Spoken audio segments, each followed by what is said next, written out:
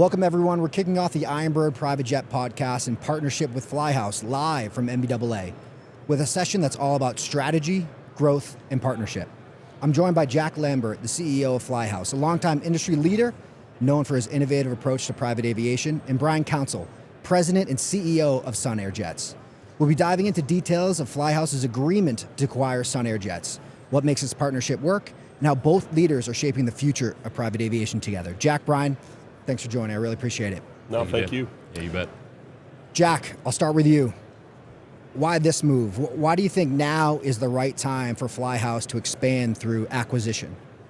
Well, I think when you look at the dynamic of Flyhouse and what Flyhouse is today, it wasn't what it was yesterday. Yeah. And so, being able to build the fleet, create the ecosystem, we've got the app, we've got 2,000 airplanes on the app, but how do we drive costs down?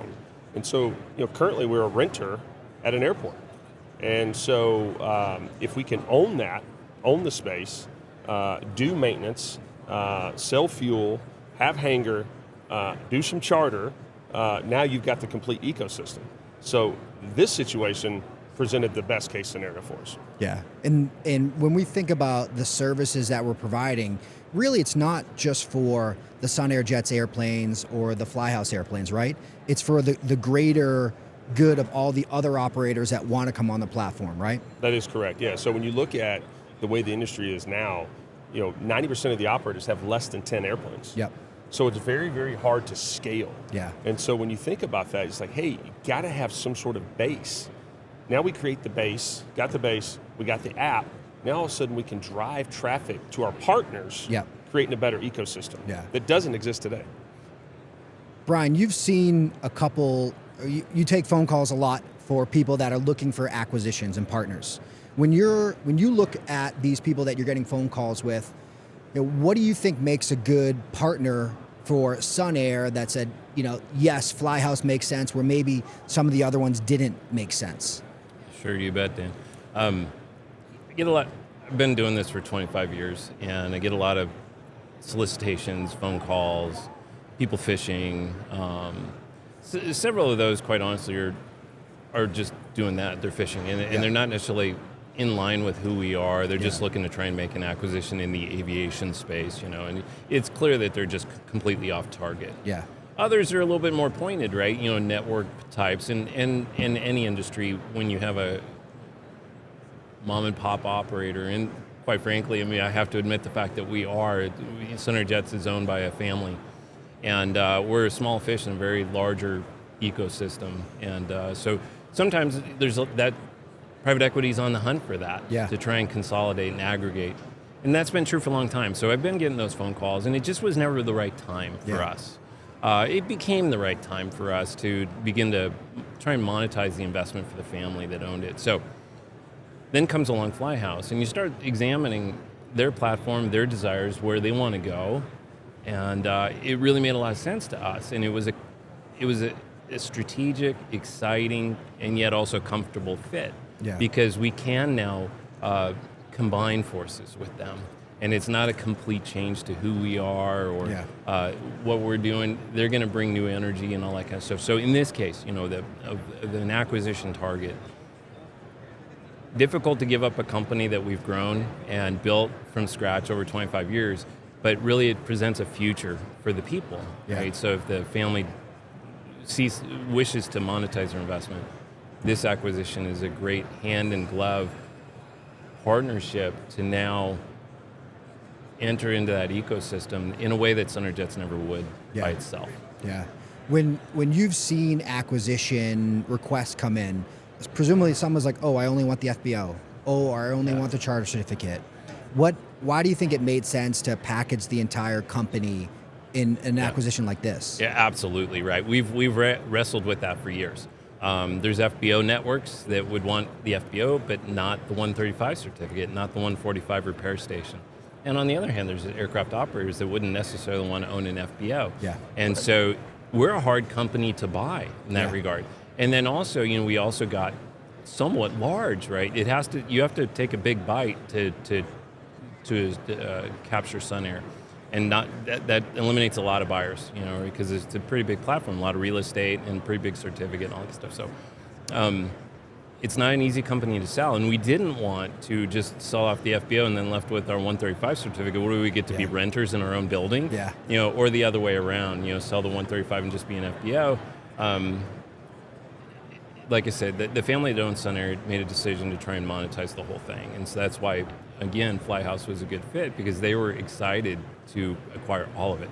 Yeah. And so it made it a simple decision for us to just package everything. That makes sense. Right. Jack, when you look at an acquisition like this, you probably looked at the same thing that Brian's talking about. Oh, maybe just another certificate, or maybe a 145, or maybe an FBO. Why did it make sense to kind of package that all together? What services now that you think you couldn't bring before, now that you have to operators and other people on the platform? Yeah, so I think it's being able to see the puzzle put together. Yeah. And so you got to be able to put the pieces. Yeah. So it's not just, like you said, one piece of that puzzle. Yeah. It's the entire. And so when you use the word ecosystem, but when you look at that, all verticals are part of that puzzle. Yeah. And so it's not just the one piece. And so most companies are just stuck on the charter side. Or just maintenance. Or just FBO. Right. And or you look at a company like a Sky Harbor. They're just a real estate play, just hangars. So now we have the ability to do everything in the house. Yeah. And that vertical integration from fixing a tire to fueling to greeting a customer to selling it on that app, right? Right, and so you're not just forced to make your money on one. You can make it on all, but now you can drive those costs down in all the verticals. Because as an owner of an aircraft, you're going to spend that money in all those verticals. Yeah. So why not keep it under one umbrella? Now you've got the control, and you can drive those costs down. And you do that with scale. Then you add in our platform with the 2,000 airplanes. Now it's like, oh, you're with Flyhouse. Now we can get you in. You can do the maintenance. Where before and now you're helping your competitor. You were buying airplane from maybe buying fuel from one or two other people, right? You were buying maintenance from someone else that might have been marking it up. Now you get to do everything direct from the source of fuel, FBO, maintenance, and charter, all kind of directly integrated in one. And that presumably drives the cost down for the consumer, which is good for the actual operators themselves as well. Well, and you think about it, I mean, if 90% of the operators have less than 8 to 10 airplanes, now all of a sudden you create better efficiencies in the marketplace. Dude, better efficiencies allows that operator to do other stuff that they are not doing now, which, by the way, is service. Yeah. So service is something that's been lost. And so I think this is kind of that shot in the arm, certainly in Southern California, but now being able to take that same strategy and then going around to the different parts of the country. Jack, you've had an acquisition. You've ran through an acquisition before. What do you think you've learned from that last acquisition that you're bringing to this one? Maybe what are you doing differently? Or what are some things that you said, you know what, I like this, I'm going to continue to do this time around? Well, I think the first thing, you've got to be patient, right? I mean, we've certainly been talking about this for the better part of 10 months. Wow. Actually might have been 11 months now. And so I think, being patient, as Brian says, it's the worst kept secret. Yeah, right. It became the worst kept secret in the industry, I think. Well, listen, I saw you guys both at a golf tournament probably 6 months ago, and you guys had a pretty good poker face. So yeah, we weren't standing near each other. We can't be seen together. All that.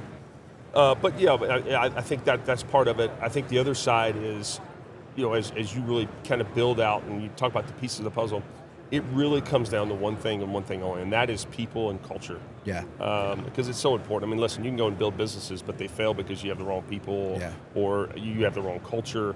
And a lot of times you have the right people, but they haven't been managed. Yeah. Right? And so now you figure out, okay, it takes the better part of 10 months to kind of dive in, get in there, figure out, hey, who's on first? You can't get to second until you figure out who's on first.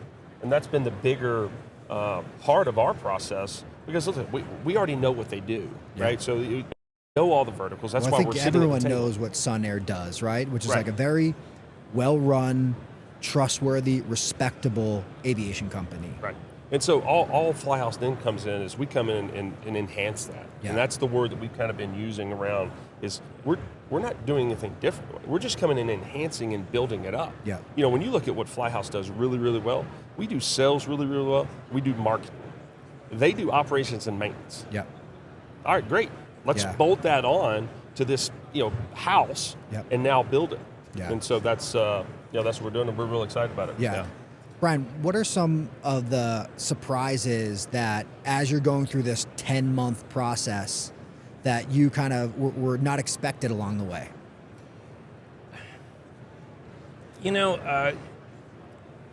It's been a process, right? And the thing that I'm so proud of is our company and our people, right? It's just part of me. It's part of my core. I've lived and breathed it, and we've grown it, and we've got really good people, and we've done a lot of good stuff. Our platform is really solid, and we're super proud of who we are. And it was difficult for me to want to change that, Yeah. right? So the big surprise was getting comfortable with it and getting excited about it, not being afraid of it. Now it's a matter of managing expectations for my team at Sunair, getting them now engaged with the Flyhouse team to roll out the combination of our companies. Yeah. So the biggest surprise for me was getting over the heartache associated with changing and now getting really excited about it. So I've met the Flyhouse people. They're good people. Yeah. And so I think our good people and their good people can do great things together. And I've told Jack that our people have so much horsepower that's untapped. They can do much more than what Sunair has asked of them. And so I think they're going to really engage with the future of Flyhouse and help carry that torch forward. And I think you're going to be really surprised and pleased with the engagement of the Sunair team, and that they're going to love the opportunity to grow and expand and do new great things with their career. Yeah. So that's what I've been surprised about. Well, and Brian just said that. He just said the word career, and I think there's a difference between a job and there's a difference between a job and a career, right? So when you think about that, we always say we're here for a career, or we're hiring for a career, not a job. And I think that's the difference. And then when you look at the people that have worked at Sunair, they've been there for years. Yeah. That says something. And so when you start to peel that back, then it's like, hey, these people are hungry to do something. Listen, as you said, it is a mom and pop in some aspects because of the family, but now all of a sudden we're willing to we want to grow it and build it. Yeah. And build out a couple of those verticals, the maintenance. When you look at it, the footprint in Van Nuys is probably the best top secret in America. Yeah.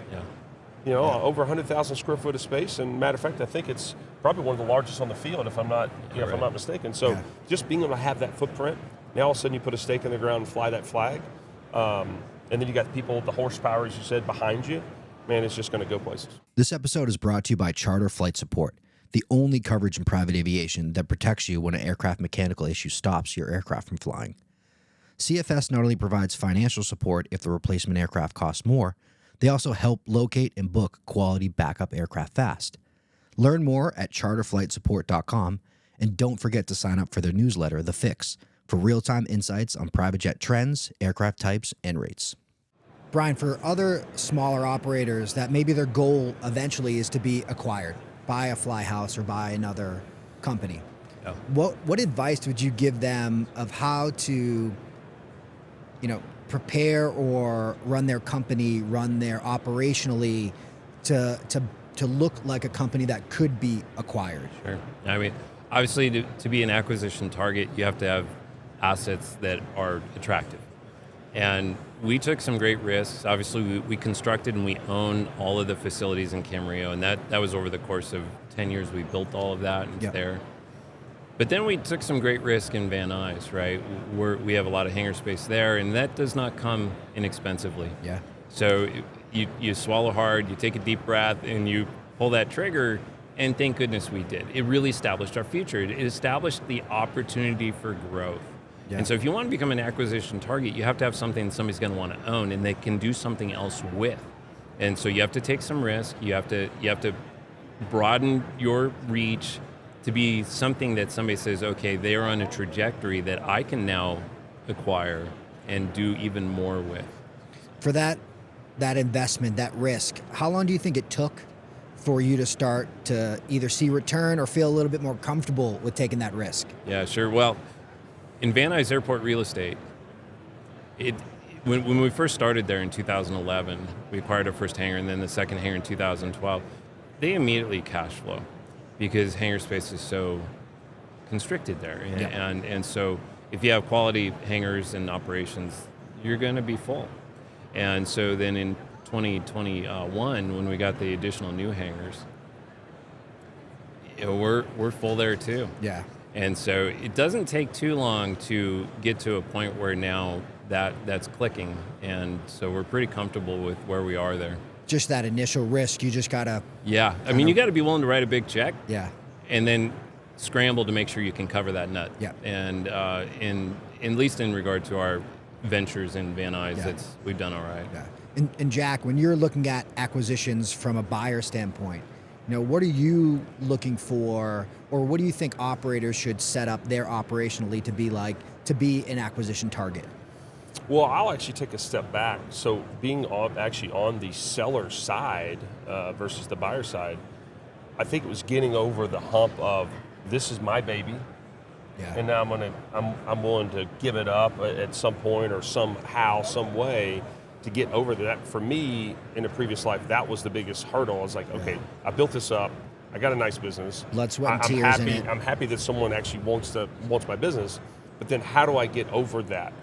Now, fast forward, then you say, okay, how do you get to that point? Well, obviously the big thing is you've got to have the right culture, but you got to set it up. Organizational structure is very, very key. We've had multiple discussions about accounting and the systems and the processes. There's a lot of things being done in a lot of companies, but there's no process. And so it's really full-on chaos, as we've seen in other businesses. But one of the things that was attractive here was there is process, there is a standard, and there is SOPs. And so being able to kind of come in, there's not a lot of hard work. Yeah. And as well as I do, it's not hard. But the people and lack of process make it difficult. How do you pick those best practices between two companies? Do you just kind of lay it on the table? All right, this is how I do it. This is how they do it. Let's figure out the best. Like, how do you decide how to kind of that integrate? So interesting you say that. So our model has always been, if you've done it this way for years, we've got to change that mentality, right? So there's a behavioral change that has to happen. So that you got to start there. Hey, we've got to be able to think outside the box. And I think a lot of these companies are just kind of in that bubble. And so now it's like, hey, Flyhouse says, hey, let's think outside the house a little bit, as opposed to, well, this is the way we've always done it, and this is the roadmap. I don't know that there really is a roadmap, right? Because it changes. It's like every owner. Yeah. Every owner's needs are different. We actually had a conversation this morning about that. But you got to be able to be adaptable, and adapt to it and adapt to change. But listen, I am so excited about this partnership just because of the setup that they already have. We're literally just coming in and enhancing it. Yeah. And that's the thing that we've kind of held our hat to is they've got the process and they've got the stuff already in place. We're just coming in and enhancing it from a sales and marketing perspective. Just kind of supercharging it. Exactly. This episode is brought to you by Video Valet. If you care about having the best in-flight experience on your private flights, Video Valet offers up to 1.2 million movies, shows, magazines, and newspapers, all available on board without the need of expensive Wi-Fi or hardware. Eric and his team at Video Valet deliver fully customized iPads to ensure that your preferences are met on every single flight. Whether providing my kids with their favorite shows or allowing me and my wife to catch up on breaking news, I personally could never travel without it again. Video Valet is offering a special promotion to Ironbird podcast listeners. Mention Ironbird, and Video Valet will add one free fully personalized iPad at no additional cost. Now, to the Ironbird podcast. Brian, if we look from a year from now and we sit down again here on this couch, what would you define as that you would say you look back and this was a really big success? What would that look like for you? Sure. Yeah, right. That picture becomes more crystal clear every day. Yeah. Clearly, it's the combination of the 135 certificates. If we can get all of their fleet into our fleet now, onto our certificate, and they're able to monetize the sale of their certificate currently. Yep. So that's a big one. Also, there's so much in aviation when you boil it down. We fly airplanes, we fix them, whatever, but it's the people, right? If you do the people part right, if I look back and it's a success a year from now, the people part would have been done right. Yeah. And so if our people are enthused, they're engaged, they're growing, they're excited about it. Yeah. If they're now walking around with a Flyhouse shirt on, that will define success to me, because that will be a big step for them to now buy in and take on the challenge and the culture of a new brand. Yeah. And so, quite honestly, it's the people part. Yeah. The people are excited about it, then I'll know it was a success, because that's really kind of my most important mission. What about you, Jack? What's when you see this from a year from now and you say this was great? When we're sitting down here again, what do you think? That'll feel really good to say, you know what, we crushed this. Well, obviously, he said it right, the people. I think I would expand on that and say that, when I think of Southern California and the legacy that they've built, being able to have signage in Van Nuys and being able to promote it from a marketing perspective. So all of us, you say the people, great, check that box. Yeah. I think from a marketing perspective, being able to say, hey, when you think of Southern California, you think of Flyhouse. Yep. And being able to have, utilizing the base in Camarillo as our global headquarters. Yeah. That rings a bell. Yeah. But when you think of Van Nuys and being able to expand on that with the 145 capability, being able to bring our partners in, that's expanding the TAM that's not there yet. And I think that's success for us. What do you think this acquisition says to the rest of the industry? Brandon, you want to take that? Well, to me, it's the biggest thing I got going on right now. Yeah. And yet I'm not so proud of myself to say that everybody in this whole exhibit hall cares two hoots about it, right? Because there's a much bigger industry involved. Whether we become first page news or not, I think that would be a lot to expect. Yeah. But quite frankly, it's a really big deal for us. And so it's just so exciting to see. And I'm just very interested to see how it rolls out and where we are literally coming back to the same couch a year from now and find out how we did. Yeah. I think the splash that this injects or creates, I think it'll be one of many, and I think you're already starting to see it a little bit. I think this kind of kick starts and says, hey, to those mom and pop operators, that hey, there is a shot in the arm available. Yeah. Then hey, raise your hand in class and go, hey, might need some help, because I think when you look at a lot of these companies, they do certain things really, really well, but you can't be everything to everybody. Yeah. But you can't do that.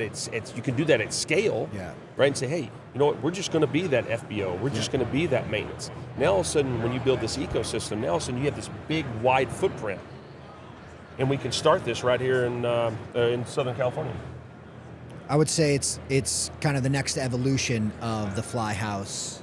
I don't even want to call it the Flyhouse app, because it's the ecosystem, right? It's powering not only just charter, but now it's FBO, maintenance, and other services. What's next for Flyhouse after this? I don't want to look past this, but this is when we talk acquisitions, people get really excited and say, "Oh, well, what else are they going to buy?" I mean, Flyhouse has been doing big things from a marketing standpoint. They're making a huge splash in an acquisition. What more can Flyhouse do? Well, I can tell you, we always laugh. I don't know what Flyhouse is going to look like at the end of the day. But I can tell you that Flyhouse is on a mission to disrupt and build this, and we call it, build the house. Yep. When you look at the rooms in the house, we want to make that house bigger. Yep. So we're actively engaging in conversations to bolt on other companies to brokerages, other operators. 100%. When you look at our really famous podcasts in the aviation space. That's right. 100%. So I think all things are on the table. Yeah, anything can be brought in-house. Anything can be brought in-house. Awesome. Jack, Brian, I really appreciate you guys. Really exciting news. Super excited for you both. I really much look forward to having this conversation next year about how it worked and what a great success. Thank you both. I really appreciate it. Thank you. Yeah, Shane, you bet. Thank you so much. Thanks.